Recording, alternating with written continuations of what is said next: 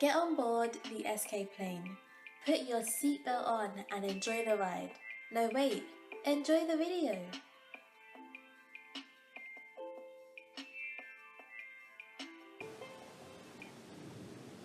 Hi everyone, welcome back to SophisticatedK. It's time I tell you another little story.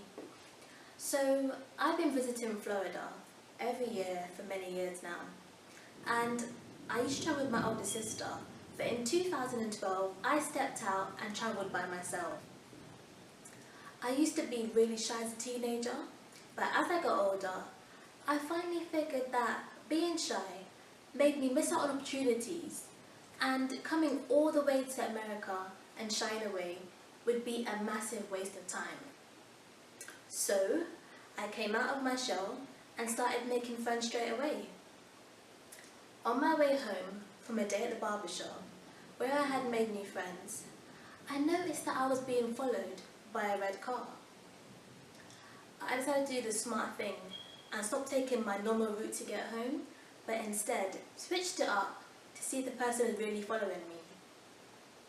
I made 2 odd turns and the car disappeared, so I got back on track and rushed home. As I got inside, I called the gatehouse for the gated community and asked to check the records to find out who the lady was that came in driving the red car. To my surprise, they didn't know who she was, so she became a mystery. I called my mum, who was in England, to tell her about the mystery lady, but carried on with my day, made dinner, and then as the sun went down, went up to my room to relax. I used to light candles in my room every night because they not only set the mood for me to fall asleep to the flames flicker, but they also filled my room with essential fragrance. That night I didn't light a candle, so my room was pitch black with nothing but the orange glare from the street light coming through my blinds and reflected on the wall. I must have been sleeping for about 1 to 2 hours before I was dragged out of my sleep by the most aggressive bang on the front door I had ever heard. I jumped up and tried to look out the window to see who it was, but the person was at the front door banging. There was no way I was going downstairs to see who it was, so I stayed on my bed and reached for my phone so I can call my neighbour. My neighbour at the time was a big, strong guy. Actually, scratch that. He was an ex-US Navy SEAL, and I'd never seen any fear in him in all the years that I had known him. So I found his contact in my phone, called him, and unfortunately for me, he was out at a bar and said he would get his sons to go outside and have a look. His sons were 15, 12 and 9 years old, and bear in mind, I had just told him that someone was banging on my door and I was worried about who it was. When he said he would send them over and put the phone down, I was thinking, what on earth are they going to do? The banging stopped very briefly, so I laid down and with a sigh of relief, and it returned with a vengeance. It now seemed like there was more people. I could see the roof of the car and it wasn't red, so it counted out the mystery lady from that afternoon. Now I could hear obnoxious shouting, "Open the door!" bang on the front door and rambunctious, rough and tumbling movements on the garage. I don't believe I had ever been so scared in my life. I forgot about calling my neighbour because him and his sons were no help, so I called the gatehouse to see who they had let come in to my address. When they said no one and asked me why, I had to explain what I had just told my neighbour.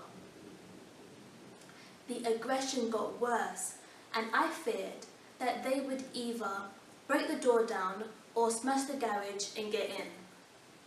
The first 2 calls were useless, so this time I dialed 3 simple numbers. 911. 911, They what's your answered the emergency? phone immediately And in the middle of me explaining that I'm a young woman from the UK, I'm in the house by myself, and there's people outside shouting, "Let me in," and banging on the door and the garage. They asked me for my address, name, and a few more details. I need you to stay on the line with me. I was in Tell me such what's a going panic because the noise was getting louder. I was trying to answer her questions, but then I found it in me to pray, "Lord Jesus, please keep me safe." The police are on their way. They're almost there. A few moments went by, and like I said before, I don't think I had ever been so scared in my life. I was so scared, I was beginning to feel like they were in the house. I then heard the sirens and saw the red and blue lights of the police car. The operator was still on the phone with me as I went downstairs to open the door for the officer. The lady said bye when she confirmed that it was the officer that I was talking to, and I thanked her. He put his flashlight on, did a quick look around the house, and came back to say he couldn't see anything. With that, I wasn't satisfied. But another police officer walked up the pathway and said, "Ma'am," I found out who it was. "It was your neighbour a few doors down." He said the car had a white roof, right? So I said yes. And so he continued. He said, "Your neighbours mistook your house for theirs because it's their first time here, with it being a vacation home, and your house was very similar to theirs. They only noticed that it was the wrong house because the number on the mailbox."